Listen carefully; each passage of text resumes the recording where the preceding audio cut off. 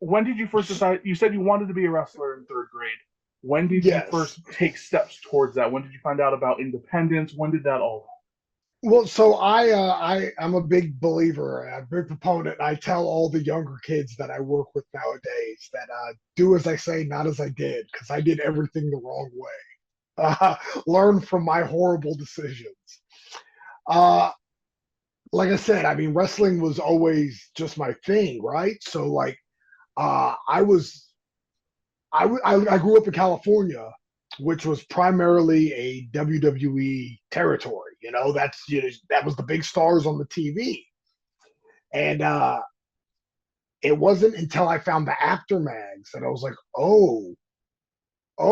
there's a whole world besides WWE. You know, and that's where I got introduced to the NWA and World Class and the stuff in Memphis and just like just all this other insane world out there that I could really only consume through these magazines. But I was always real big, and it's funny to me, going forward. But I was always real big on flipping to the back of the aftermags and reading the results by state. Not just to see what happened on WWF house shows, but to see what happened on a random Tuesday in Philly or whatever. Like I was just so enamored with pro wrestling that anything I could get my hands on, I would get. And that's how I started finding out about indies.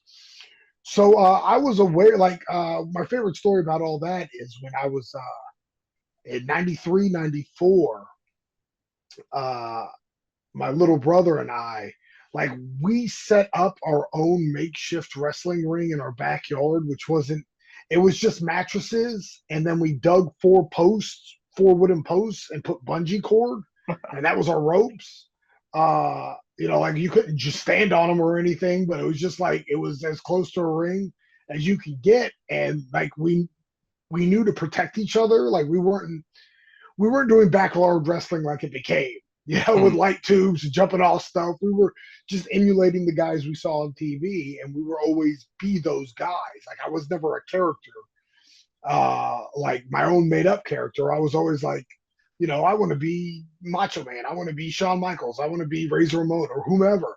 And I remember very vividly, he and I used to get in massive battles over who got to be Sabu. Oh Keep in wow. mind, I'd never seen Sabu wrestle.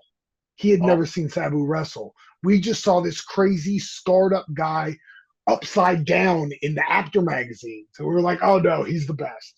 Like, no clue anything about him other than what we read about. And that's kind of the gateway to the indies for us. Uh, Fast forward a little bit to 96, and I found out there was a promotion that was running a show at the Boys and Girls Club about 3 blocks from my house. And so, doors were usually at 6. I was there at 11 a.m. every day. Every time there was a show, I was there at 11 a.m.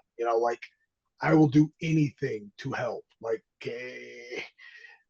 and fortunately, they either were lazy and just wanted some punk kid to help, or they saw, like, oh, this kid really wants it. We'll throw him a bone. But like, they let me set up chairs. They let me help put up the ring. They let me sell the hot dogs. They let me sell the tickets. They let me whatever, and I was game for whatever because it's pro wrestling, right? So I could do whatever I want.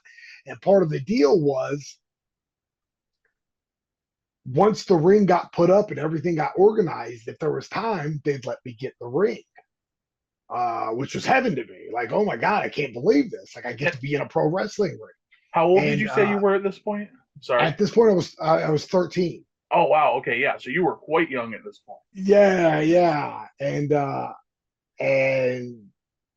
like fortunately, just because, like I said, it's been something that was I kind of got things like I didn't get. It's not like I walked in the door and got it, but like I understood how to do a collar and elbow tie up pretty much before anybody taught me, just because I'd seen 800 million of them in my life. So some of the guys would get me in the ring to bump me around just because they didn't want to bump each other. And they're like, hey, this idiot kid will fall down for us a million times and get up and do it again. Which 100%, yes, please. Bump me again. I'm game, right? So they kind of, I kind of grew on people, and they kind of, taught me different little things, but it was never like a training school where it was like, hey, this is the day I learned how to run the ropes, and this is the day how, this is the day we worked on chain wrestling, and this is whatever. It was just kind of like, hey, do you know how to take a hip toss? Well, I know what a hip toss is. Okay, tuck your chin. Here we go. Like, all right, now I'm taking hip tosses so the guys can transition to their next spot. And so that was like I said, my training was done in every fathomable incorrect way. Add to the fact I was also 13 years old, so that's it's a little young. It's a little young. Yeah,